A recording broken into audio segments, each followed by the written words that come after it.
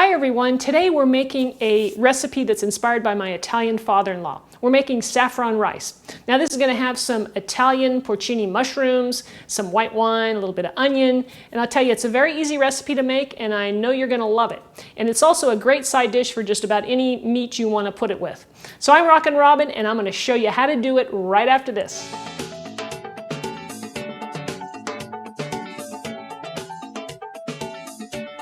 So let's get started and go over those ingredients. So we're going to need some Basmati rice. I'm using a couple of cups here, and you can substitute long grain white rice, but I find that the Basmati doesn't get as sticky, and that's what I'm looking for today in this recipe. Now I also need some chicken broth, which I have right back here, and in this container I have some white wine, just some Sauvignon Blanc, and here are my Italian porcini mushrooms, which we're gonna soak in some warm water to, rehydrate them. We'll need a little salt. I've got some butter, some of the Rockin' Robin super fine dice. You can see how finely diced that is. Here's our saffron. I've got Spanish saffron, which I picked up at Trader Joe's for $6, which was a really good deal. Saffron tends to be very expensive because there's so much labor involved with harvesting it. It all has to be done by hand and then processing it. And we'll also need some olive oil and some fresh Italian parsley. So before we get started with actually cooking our rice, we need to do a couple of things to prepare in advance. And that is, with our porcini mushrooms, I've got some warm water here and I'm gonna pour that into them, and they need to soak for about 20 minutes. So you can do that, ahead of time. I'm gonna do that first. With the saffron, what we're gonna do here is take it out and put it in a pestle and mortar so I can grind it up a little bit. So I'm going to pour the whole bit in there, and I'm just going to use the pestle and just crush up the saffron. Once you get the saffron all crushed, then I'm going to add it to the wine, which I warmed up to kind of speed up the process. You're really going to want to let the saffron kind of sit and absorb into the water. Look at that beautiful yellow it's turning into. For about an hour. Some people like to do it overnight, and you can do that as well. So we're gonna let that sit. And like I said, you can do that, the day before even if you want to. So with our rice, you're gonna wanna pour it into a strainer or a sieve and rinse it, give it a nice little rinse, and then just let it drain. Now before we can chop up our mushrooms, we are going to pour them into a strainer and run them under the water and rinse them out. We're gonna rub our fingers over them to remove any of the sand and the grit that's still in them. So you wanna make sure you get all of that out. So now we'll give these a nice little chop. You can leave them as big or as small as you like. I like them on the smaller side. All right, that should do it. Let's head on over to the stove.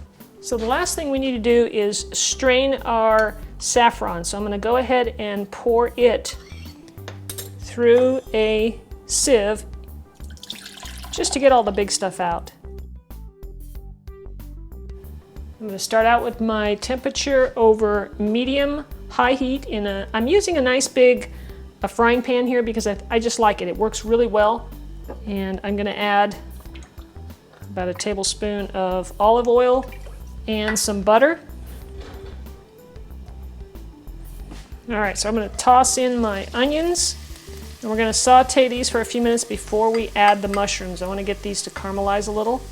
So after about 2 minutes or so, then we're gonna add the mushrooms. And saute that for a few more minutes. So I turned my temperature down on the onion mushroom mixture just a little bit because it was a little bit too high, so I'm on medium-low now. And you just want to keep stirring it for, like a total of about 5 minutes should do it. You can see the onions are starting to caramelize a little bit. So we'll go for about another minute here. Now we're ready to add the rice to our mixture. So we'll just pour that in. And we're going to just saute this for about a minute. We don't want to brown the rice here. We just want to coat everything. I'm going to add just a little bit of olive oil to this. It looks a little dry to me, so I'm just going to add a little bit, maybe a couple of teaspoons. All right, now we're ready to add our chicken broth. I'm going to turn the temperature up now to medium-high because we're going to bring this to a boil. Okay, so now I'm going to add the saffron. And I'm going to add about a teaspoon of salt to this. Once this gets nice and hot and starts to boil, I'm going to give it a little taste and see if we need to add any more salt. Bring your temperature up to high heat just to get this to a nice full boil. You notice I'm stirring it. All right, that looks good to me. It's got a nice boil.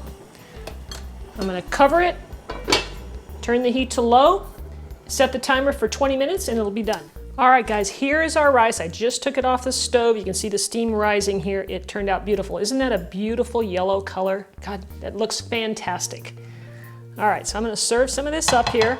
You know, fluff it up. I'm on my plate for you to see. Look at that. And then I like to top it off with a little bit of fresh parsley. So I'll just take a little bit of my parsley here and give it a little chop. And put just a little sprinkle right on top. Doesn't that look good? Oh, and that parsley really smells great. All right, guys, I'm gonna give it a little taste. Hopefully it's not too hot. This is a great side dish. That is delicious, guys. I hope you'll try this recipe. If you do, leave me a comment. I like to hear what you think about it.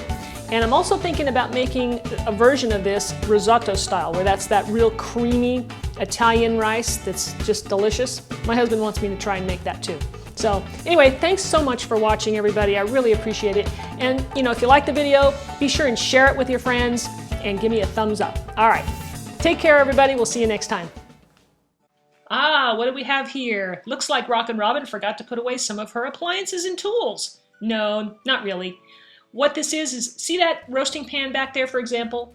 Well, if you click on that or any other tool in this picture, it will take you to a cooking video using that appliance. Sounds like fun, doesn't it? So go ahead and click on something and see what you find. You might even find a recipe you haven't tried before on my channel. And you notice that little black box back there on the right of the stove? I wonder what that's about. So throw caution to the wind. You only live once. And go explore. You never know what you might find.